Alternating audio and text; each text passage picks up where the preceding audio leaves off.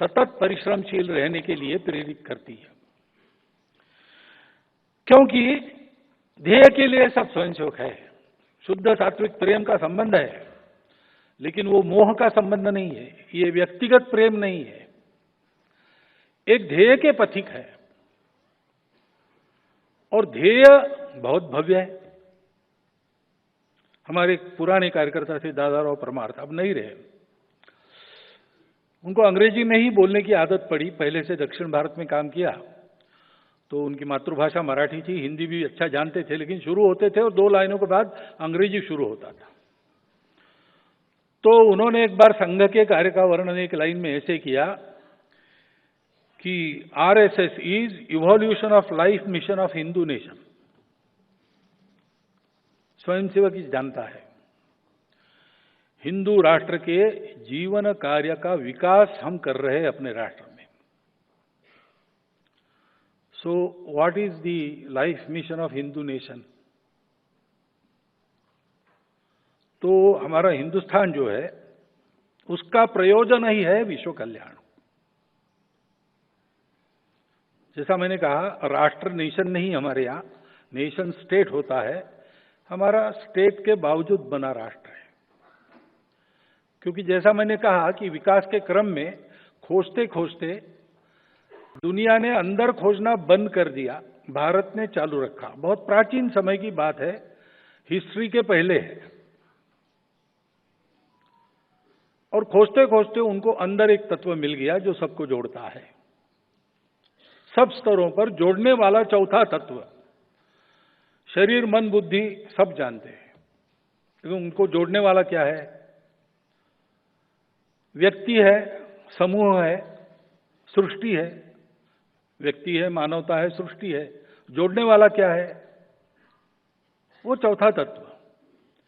वो हमारे ऋषि मुनि पूर्वजों को मिल गया और उसके जरिए उनको एक तो पता चला कि वास्तविक और शाश्वत सुख इससे मिलेगा, उपभोग से नहीं मिलेगा।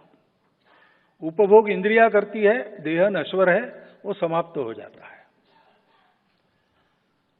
और दुनिया अगर चलनी है तो सब लोग अगर उपभोग के पीछे लगे तो स्पर्धा होती है, आपस में झगड़े होते हैं, दुनिया नष्ट होने की नौबत आती है, जैसा हम आज देख रहे हैं। और इसलिए इन उपभोगों पर, बाहरी सुख के दौड़ पर संयम लगाकर हम लोग अंदर खोजे तो अंदर अपने को शाश्वत, कभी फीके न पड़ने वाले सुख का उगम मिल जाएगा, स्रोत मिल जाएगा। उसको पाना ये मनुष्य जीवन का परम लक्ष्य है। और इससे सब लोग सुखी होंगे, सब लोग समन्वय के साथ बाकी सबके साथ रह सकेंगे, दुनिया के कलह समाप्त होंगे, दुनिया में शांति और सुख रहेगा। और दूसरी बात उस तत्व ने सिखाई कि दिखते सब अलग अलग है, लेकिन सब एक है। एक है यानी सब अपने हैं। तो हिंदुत्व क्या है, हिंदूनेस क्या है, हिंदू की विचारधारा क्या है, सारांश अगर एक कहना है तो 2 शब्द है, सत्य और प्रेम, अपनापन। दुनिया अपनेपन से चलती है, सौदे पर नहीं चलती, कॉन्ट्रैक्ट पर नहीं चलती, चल नहीं सकती।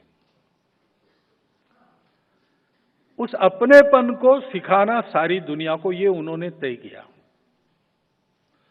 अब ये करना है तो इक्के दुक्के का काम नहीं, उसके लिए एक फुल फ्लेज्ड एपरेटस चाहिए, एक पूरा राष्ट्र इसमें लगना चाहिए। इसलिए उनकी तपस्या से अपने राष्ट्र का निर्माण हुआ, ऐसा वेदों में वर्णन है।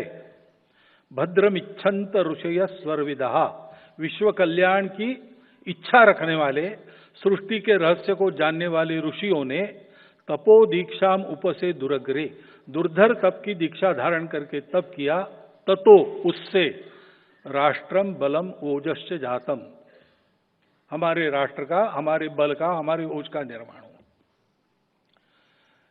और इसलिए परंपरा से हमारी संस्कृति ने सिखाया है हमको, पूर्वजों का आदेश, एतद् देश प्रसूतस्य सकाशादग्र जन्मनाथ स्वम स्वम चरित्रम शिक्षेरन पृथिव्याम सर्वमानव।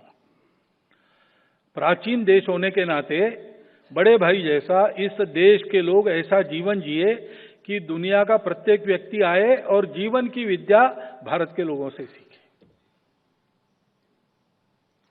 ये जीवन की विद्या क्या है? तो जीवन में विविधता है, सृष्टि में विविधता है, परस्पर विरोध भी है, वो विविधताएं टकराती भी है, लेकिन ये सब विविधता एकता का ही आविष्कार है। तो उन सबको मानना, उन सबको संभालना और संभालते हुए साथ लेकर सबको चलना, सब सुखी हो। Maximum good of the maximum people नहीं, सर्वे भी सुखिनः सन्तु, सब सुखी हो, सर्वत्र का भला, हमारी विचारधारा में यही है। और ऐसे चलना तो एक समन्वय स्थापित करना पड़ेगा। जदि आपंक आम भिडी भल लगा तेब आम चैनल को लाइक, शेयर और सब्सक्राइब करने को जमा भी भूलु नहीं।